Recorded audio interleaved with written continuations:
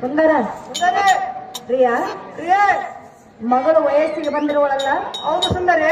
ನೀನು ಈ ರೀತಿ ಕುಣಿದಾಡುತ್ತಿರುವೆಯ? ಸರಿಯಾದ ರಾಜಕುಮಾರ ನೋಡಿಕೊಳ್ಳಕ್ಕ ನಾನು ಸ್ವಲ್ಪ ತಾಳ ಸುಂದರಿ.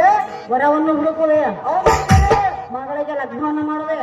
ಸಹಜವಾಗಿ ಮಾಡಲು ಸುಂದರಿ. ಆ ಆಲೋಚನೆ ನಿನ್ನಲ್ಲಿರುವುದೇ?